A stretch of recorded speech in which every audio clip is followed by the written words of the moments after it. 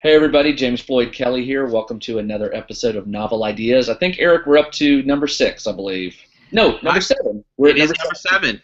7. I'm still on vacation, man. I was on vacation all last week. My brain's not there. And listen, I come back from vacation and I was checking in on my friend Eric here, and I discovered some really cool news. Eric, you share with the readers what happened to you just recently. So on the 10th, August 10th, I got a promotion with BookBub, which is by far the most important and most influential promotional website for ebooks. And the way BookBub works is it is an email newsletter. Each day in your inbox, you get an email that tells you about the free and discounted books on Amazon.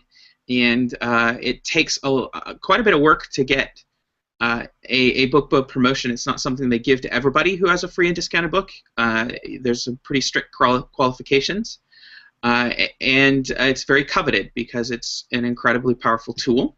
Mm-hmm. And with that promotion, my book went to Etna Adrift, went to #1 in military science fiction, Space Marine, and Galactic Fleet, I believe it was #1 in all three of those categories. It was #2 in space opera, it was #2 in hard science fiction, and #2 in high-tech science fiction. Man, seriously, congratulations! I was on vacation. I got the email. Let's go ahead and clear this up. BookBub is an opt-in. You actually sign up to get those Yes. emails. It's not spam. Yes. I signed up. I told BookBub, yes, I want to know about books that are going on sale, ebooks that are going on sale, things like that. So it was kind of cool, Eric. I saw it. I was like, hey, there it is. And of course, then I went back on vacation. But then I got back in town, and I got your message to your followers that, hey, you had some really good news that you just shared. Are you comfortable? I mean, I should have hit you with this before. Are you comfortable talking about, numbers, or are you? Or Sure. we just want to Sure. say I can talk numbers. I can talk numbers. The BookBub resulted for me in 499 sales, so 500 sales of Etna Adrift. And one of the things I think helped also that day is it was the day I chose to officially release The Far Bank of the Rubicon, which is the next book in the Pax Imperium universe. And so it helps to kind of have that synergy. We have a couple of things going, and you're talking about a couple of things on Okay. Twitter and Facebook and on your blog. So we did well. Again, We did congratulations. well. That's 500. Excuse me, 499 new readers. Yep. You're hoping that 80, 90, 95% of those love the story and maybe say, hey, I want to see what else Eric's written. We'll And see. they've got Rubicon waiting for them, and some short stories, right? You They got some. do. Yeah, they've got some short stories, and one of the things I did see is that the short stories actually got on some bestseller lists as well. They weren't bestsellers, but they got on some top 100 lists on Amazon. So I think I had all of my books in the Pax Imperium universe were on lists, Okay. and ranked pretty highly on those lists. So we did good. I don't want to turn this. I don't want to turn this episode into a let's praise Eric, let's praise Eric. But you know what? We've had 6 episodes before this where we talked about the business. I think it's high. I think it's high time that I did. I tell you, congratulations. I'm really proud of you. I read Etna a year and a half ago, and I've been watching your career grow. And of course, I'm a friend of yours, and I'm just proud of you, man. I'm really happy that this has gone well for you. Thanks. It's gone very well. Now, here's the next piece, right? So I chose to do 99-cent promotions for 2 days. Okay. Amazon allows me through their KDP program to keep my 70% commission rate Okay. for 5 days every 3 months. And there's restrictions on when you schedule those 5 days and how you schedule it. So I earned 70% commission on the Etna books at 99 cents. And then there's a small fee they take out. So I ended up earning about 66 cents commission on each of those books, which is fine. I mean, it's a great day's work, right? Right. The trick is, as soon as the books went back up to full price this morning, sales have tailed off dramatically. Sure. Right? They've Sure. just disappeared. So there still is, for me, I have a small core group of fans who are accustomed to my work value it enough to pay full price, but I will continue to need to use these resources to generate enough activity to develop that fan base to allow me to make a living from my work, right? So Sure. so that this is still a building process. And let's talk about that for just 1 second. That's really the goal here. Your goal is to continue to write books, and as you get new readers who discover you, they buy the books that come after it. So Yeah. the goal for you is, with these kind of BookBub deals, is to just grow your audience, right? Absolutely. I mean, they're certainly not money making, and one of the reasons I think BookBub is pretty highly coveted is, it cost me $240 Okay. to get that email sent. I paid it off. Right. And you got 499 people who have now are hopefully reading your book. Right. Not bad. But I didn't make money on it, right? I did pay it back, but I didn't make money on it. So. But let's say 10% of those people decide to buy Rubicon. Right.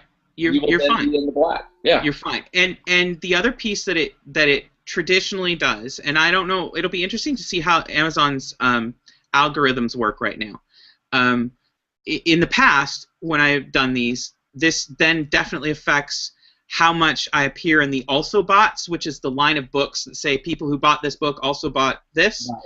Okay, I will appear heavily. I should appear heavily in that list for the next month or so, and Okay. that is by far the most important place that people buy books.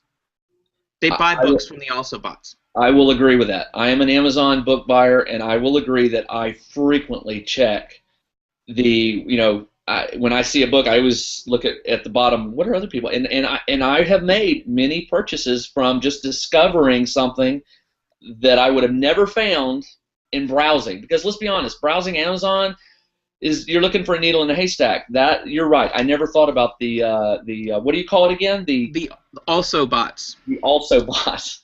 That it is. It's a great tool that Amazon offers. It just occurred to me, and I do not want to turn this particular episode into any kind of debate here, but after listening to you talk about the BookBub and paying it off and stuff like that, and also the fact that Amazon was willing to pay you a 70% royalty on your 99-cent sale, that whole Hatchet Amazon thing is going on right now, and I don't want to get into that. We all have our own opinions on it, but come on. 70% on a 99-cent purchase. Sorry, congratulations.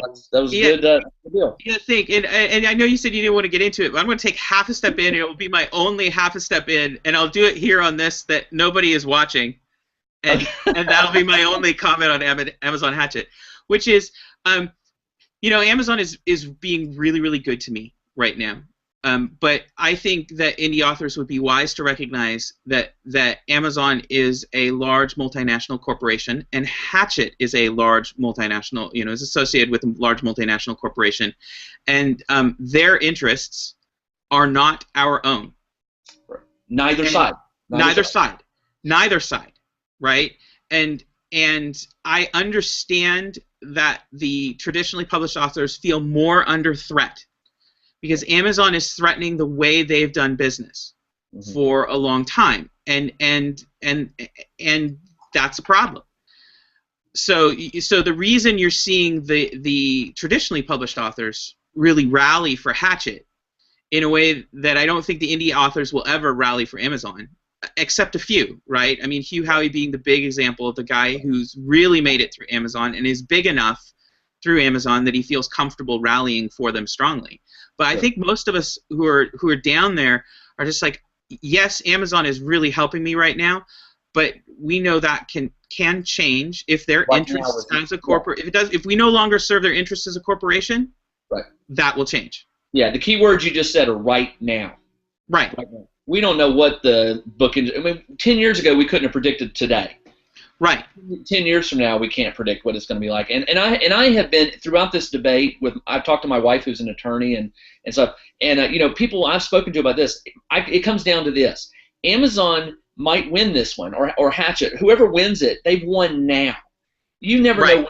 You never know what's going to happen. And granted, if indie authors are really, really doing well with Amazon, that doesn't guarantee they'll be doing really well in 5 years. They might go elsewhere. It's true, and I think John Scalzi made a very interesting point in an article that he wrote recently, which is, I think Amazon's strategy is a little bit misguided in that if Hachette wants to overprice ebooks, which is what Amazon is claiming the big sticking point is, let them. Yeah. Right? We as indie authors, that's better for me as an indie author. So Amazon wants me to rally to their side for lower priced Hachette books so that Hachette sells more. And I think they're forgetting that my interests don't line up with that. Right? When they ask me to participate in the battle on their side, my interests don't line up with that, because it's better for me if Hachette overprices their books. I will sell more books with that. Right. So, again, Amazon, I do not want to sound like I don't like Amazon. Amazon is very, very good to me. Yeah. I have an audience because of Amazon, so I don't want to make it sound like I'm upset with Amazon at all. I think they're fantastic. I just think everybody in the situation has to be very clear about what their interests are and careful about that. It's going to be interesting to watch. I tell you what we'll do. We'll put a pin in it. Maybe in 3 months or 4 months, we'll come back and address this. See how this rolls out. And I do think something's got to give pretty soon. I mean, there's a lot of authors that are losing some revenue from book sales here, and something's got to give. So. Well, And again, I that's where I think Amazon has blundered in its strategy. I mean, I really think they believe they're trying to do the best for Hachette because they have the numbers, and I believe their numbers that if they sell the books at a lower price, they'll generate more revenue. Right? Yeah. They'll sell enough more to generate more revenue. I think Amazon's telling the truth on that, and I think Hachette's being kind of old-fashioned, stodgy, and silly to not adopt that. Yeah. And so I think. I think that's the problem, but I think they would be better off saying, "Okay, Hachette, lose the money. We're here," and rather than browbeating this other corporation, coming along with a consultancy strategy, right? Yeah. Here, we want to consult with you about how to do better, right? I think Amazon would, he catch more. What is he? Catch more flies with honey, right? How funny would it be if next week they announced that Amazon bought Hachette? Yeah. They got the money. It could happen. Or Apple. Apple's got the money there. There you go. Apple will buy Hachette, and then we'll see how ugly this will get. Exactly. Well, I'll tell you what. Let's. We got off on that tangent really far. I want to put us back. I want to put us back on topic, and here's what I want to ask you about. Okay, your BookBub thing has happened. You had your sales. Now things sort of returned to normal. You said sales have sort of slumped a little bit, but Rubicon is out. Slumped steeply. Slumped steeply. Okay. Now Rubicon's out. So what happens next? What do you do next? Do you just watch and see, or are you on to your next promotion? What's going on? So most of my advertising options are related to how many reviews I have up on a given book.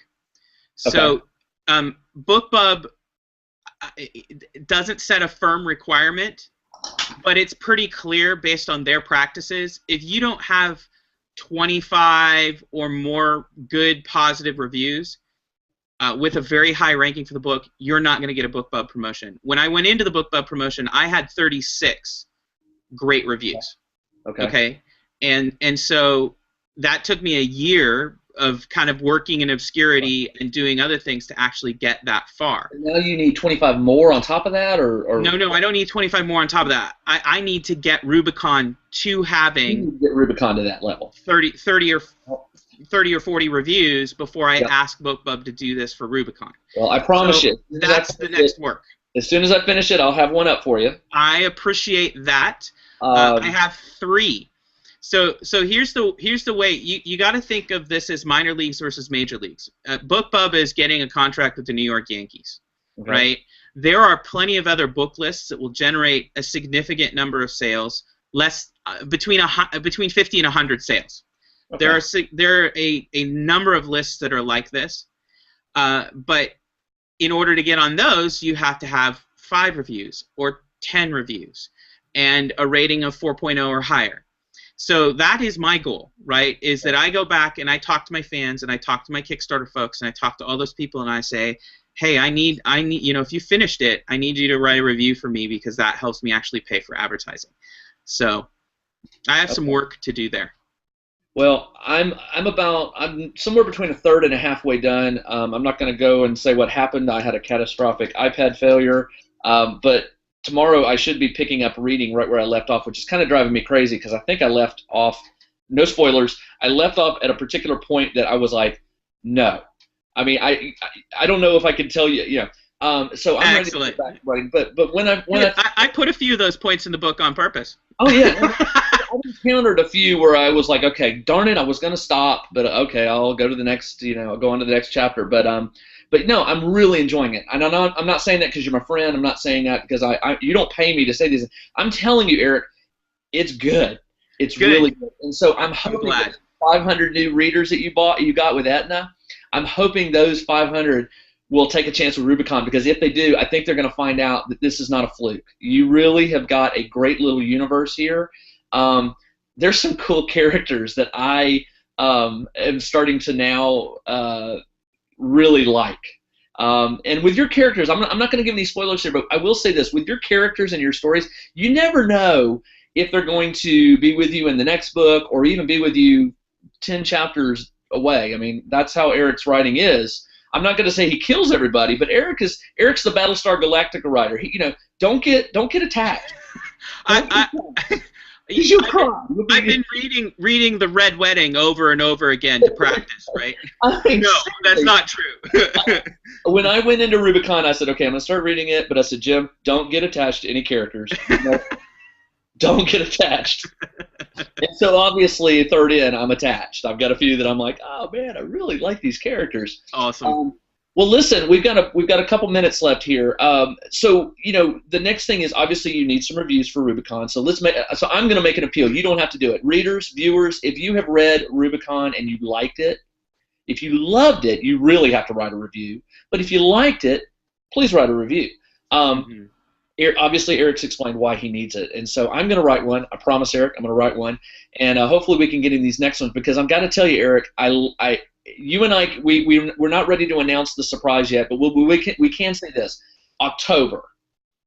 Yes. We'll make an announcement to viewers, our two viewers who are watching. Hopefully, we'll make an announcement here about something that you and I are working on that's going to help your universe grow a little bit, and I'm looking forward to it. I am really looking forward to it too. I think that's going to be viewers right now. We're going of fun. What? Tell me. You know what we can say, and you know what? The only thing I'm telling anyone, including my family, space pirates. That's correct. That's all I'm gonna say. We did discuss the term space pirates quite a bit. So I'm huge on space pirates.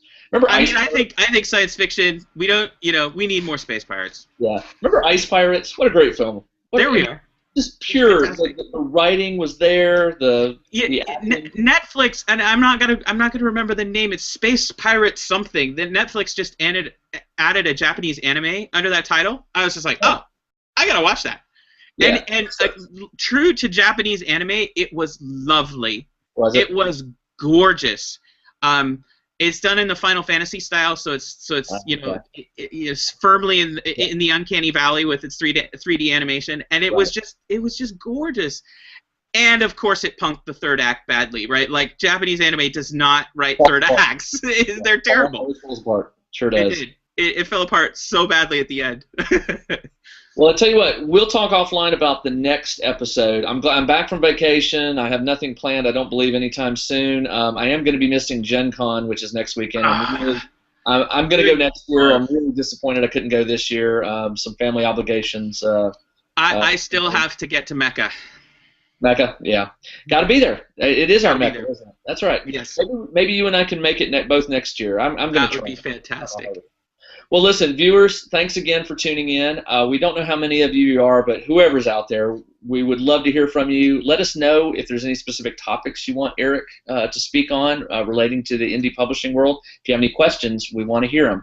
So, Eric, next week, episode 8, we'll come up with a topic later, but it was good talking to you. Sounds And good. Good talking with you, James. obviously, next week, by the time I talk to you again, hopefully, fingers crossed, tomorrow my iPad will be available. I should have Rubicon finished, and then of course I won't be able to talk about it in the video. Don't want to do spoilers. So, but anyway, listen, have a good one, and we'll chat next Tuesday. All right, we'll talk to you soon. Take care.